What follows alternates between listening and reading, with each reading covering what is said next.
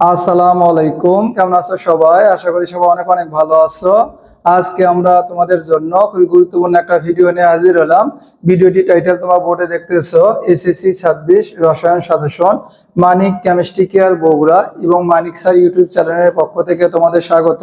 আমি আজকে যে সাজেশনটা দেব, এই সাজেশনে তোমরা জ্ঞানমূলক, অনুধাবনমূলক, সংক্ষিপ্ত প্রশ্ন এবং সৃজনশীল গ এবং ঘতে যে ধরনের প্রশ্ন আসবে প্রত্যেকটা বিষয় নিয়ে আমি এই ভিডিওতে আলোচনা করার চেষ্টা করব।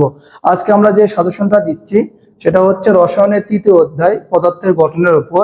পদার্থের গঠনের উপর আমরা প্রথমে জ্ঞানমূলক প্রশ্ন টাইপ 1 অর্থাৎ 1 মার্কের প্রশ্ন যেগুলো আসে, এই গুরুত্বপূর্ণ সাজেশনটা এখন আমরা দেব। টাইপ 1 জ্ঞানমূলক প্রশ্ন আমরা 60টি প্রশ্ন রেখেছি। এই 60টি প্রশ্ন পড়লেই বাংলাদেশের 10টি বোর্ডের মধ্যে প্রত্যেকটা বোর্ডে এই 60টি প্রশ্ন থেকে তোমরা কমন পাবে ইনশাল্লাহ।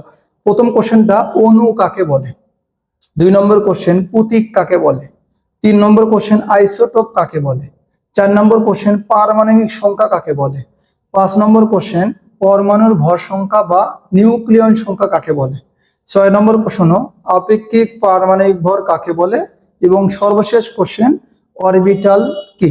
আমি আবার একটু রিপিট করে বলি, অণু কাকে বলে, প্রতীক কাকে বলে, আইসোটোপ কাকে বলে, পারমাণবিক সংখ্যা কাকে বলে, পরমাণুর ভর সংখ্যা বা নিউক্লিয়র সংখ্যা কাকে বলে, আপেক্ষিক পারমাণবিক ভর কাকে বলে এবং অরবিটাল কি। এই 60টি প্রশ্ন পড়লে অবশ্যই তোমরা প্রত্যেকটা বোর্ডে টাইপ 1 জ্ঞানমূলক প্রশ্ন এখান থেকে কমন পাবে। আমি তোমাদের 3টা কোশ্চেন বলে দিচ্ছি, এই 3টা কোশ্চেন থেকেই 10টা বোর্ডে 7টি থেকে 8টি বোর্ডে অবশ্যই তোমরা কমন পাবে। প্রথম যে কোশ্চেনটা সেটা হচ্ছে আইসোটোপ কাকে বলে। আইসোটোপ কাকে বলে অবশ্যই 10টি বোর্ডের মধ্যে 7টা 8টা বোর্ডে অবশ্যই আসবে। 2 নম্বর কোশ্চেন পরমাণুর ভর সংখ্যা বা নিউক্লিয়র সংখ্যা কাকে বলে। 3 নম্বর কোশ্চেন তোমরা আপেক্ষিক পারমাণবিক ভর কাকে বলে। এই 3টা কোশ্চেন অবশ্যই তোমরা পড়বে। এখন তোমাদের এই সাজেশনে একটা স্ক্রিনশট দেওয়ার একটা তোমাদের ব্যবস্থা করে দিচ্ছি। এই যে তোমরা স্ক্রিনশট দিয়ে নাও। এই 7টি প্রশ্ন পড়লে তোমরা সকল বোর্ডে কমন পাবে ইনশাল্লাহ। আশা করি তোমরা স্ক্রিনশট দিয়েছো। এখন আমরা সবচেয়ে গুরুত্বপূর্ণ অনুধাবনমূলক প্রশ্ন ও সংক্ষিপ্ত প্রশ্ন নিয়ে আলোচনা করব। স্টুডেন্টদের সবচেয়ে বেশি কোশ্চেন নিয়ে আতঙ্ক থাকে, সেটা হচ্ছে সংক্ষিপ্ত প্রশ্ন এবং অনুধাবনমূলক প্রশ্ন। তাদের জন্য শতভাগ মার্কস তোলার ক্ষেত্রে খুবই গুরুত্বপূর্ণ, কেন সংক্ষিপ্ত প্রশ্ন এবং জ্ঞানমূলক প্রশ্ন অনেকটা এমসিকিউ এর মতো, এখান থেকে শতভাগ মার্কস পাওয়া সম্ভব। এই জন্য কোনো স্টুডেন্ট যদি 90 অ্যাবভ প্লাস মার্কস পেতে চায় তাহলে অবশ্যই তাকে অনুধাবনমূলক প্রশ্ন ও সংক্ষিপ্ত প্রশ্নে গুরুত্ব দিতে হবে। আমরা পদার্থের গঠনের উপর টাইপ 2 অনুধাবনমূলক প্রশ্ন ও সংক্ষিপ্ত প্রশ্ন আমরা 7টা নিয়ে এসেছি। এই 7টার মধ্যেই তোমরা প্রত্যেকটা বোর্ডে ইনশাল্লাহ অবশ্যই কোশ্চেন কমন পাবে। টাইপ 2 প্রথম কোশ্চেন 2D অরবিটাল সম্ভব কিনা, অথবা এভাবে আসতে পারে দ্বিতীয় শক্তি স্তরে ডি অরবিটাল থাকে না কেন। অর্থাৎ আমরা জানি পরমাণুর বিভিন্ন শক্তি স্তর আছে এবং শক্তি স্তরের আন্ডারে বিভিন্ন উপশক্তি স্তর আছে। কোন উপশক্তি স্তরে কোন উপশক্তি স্তর সম্ভব নয়, এই ধরনের কোশ্চেন গুলো তোমরা পরীক্ষায় কোনো না কোনো বোর্ডে অবশ্যই তোমরা কোন পাবে একটা কোশ্চেন। তাহলে কি বলছি, 2D অরবিটাল সম্ভব কিনা, দ্বিতীয় শক্তি স্তরে ডি অরবিটাল থাকে না কেন। সেম টাইপের আরেকটা কোশ্চেন, তৃতীয় শক্তি স্তরে এফ অরবিটাল থাকে না কেন, ব্যাখ্যা করো। 3 নম্বর কোশ্চেন পরমাণু তড়িৎ নিরপেক্ষ অর্থাৎ পরমাণু যে চার্জ নিরপেক্ষ কেন, ব্যাখ্যা করো। 4 নম্বর কোশ্চেন কপার বা ক্রোমিয়ামের ইলেকট্রন বিন্যাস সাধারণ নিয়ম মানে না কেন, অর্থাৎ ব্যতিক্রমী ইলেকট্রন বিন্যাস কপার এবং ক্রোমিয়াম কেন দেখায়, তার ব্যাখ্যা। 5 নম্বর কোশ্চেন 4D অরবিটাল এবং 6s অরবিটালের মধ্যে কোন অরবিটালে ইলেকট্রন আগে প্রবেশ করবে, ব্যাখ্যা করো। এটাও খুবই গুরুত্বপূর্ণ।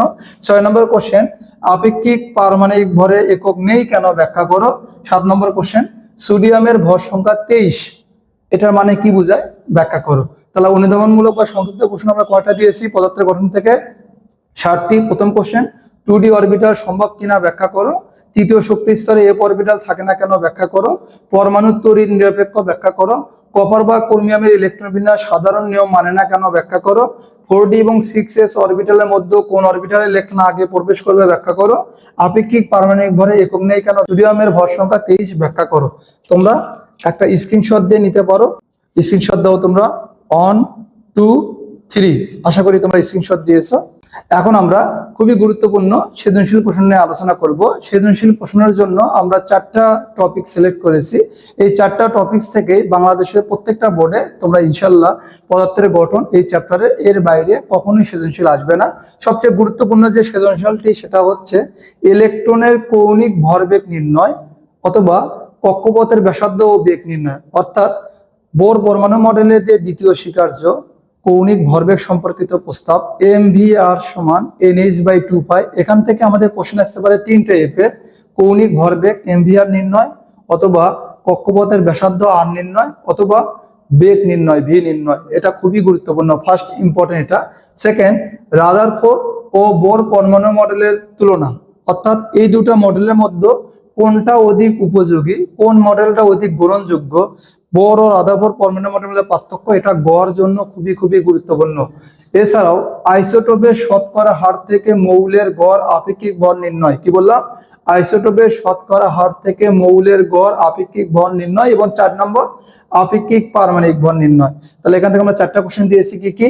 ইলেকট্রনের কৌণিক ভরবেগ নির্ণয়, কক্ষপথের ব্যাসার্ধ ও বেগ নির্ণয়, রাদারফোর্ড ও বোর পরমাণু মডেলের তুলনা অথবা অধিক উপযোগী, আইসোটোপের শতকরা হার থেকে মৌলের গড় আপেক্ষিক ভর নির্ণয় এবং আপেক্ষিক পারমাণবিক ভর নির্ণয়।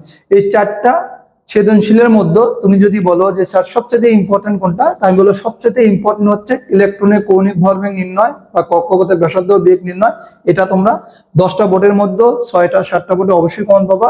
আর 2 নম্বর হচ্ছে ইম্পর্টেন্ট হচ্ছে আইসোটোপের শতকরা হার থেকে মৌলের গড় আপেক্ষিক ভর নির্ণয়। এই দুটো কোশ্চেনের মধ্যে তোমরা অবশ্যই কমন পাবে। এবং 3 নম্বর ইম্পর্টেন্ট হচ্ছে বোর ও রাদারফোর্ড পরমাণু মডেলের মধ্যে কোনটা অধিক উপযোগী। তোমরা একটা স্ক্রিনশট দিয়ে নিতে পারো। 1 2 3।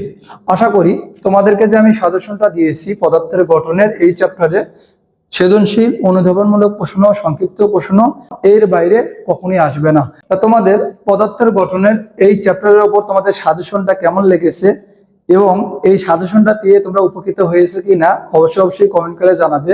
এবং পরবর্তী চ্যাপ্টারের সাজেশন চাও কিনা সেটা নিয়েও তোমরা অবশ্যই কমেন্ট করবে। এবং ক্লাসটা অবশ্যই বেশি ফ্রেন্ডদেরকে শেয়ার করবে, কারণ তারাও এইচএসসি 26 বর্ষের স্টুডেন্টরা অনেক আতঙ্কে আছে যে কোথায় থেকে কয়টা কোশ্চেন আসতে পারে। এই সাজেশনটা পেলে তারা উপকৃত হবে। পরবর্তী ক্লাস দেখার আমন্ত্রণ জানিয়ে আজকে এইটুকুই। এতক্ষণ সঙ্গে থাকার জন্য তোমাদেরকে অসংখ্য ধন্যবাদ। All the very best.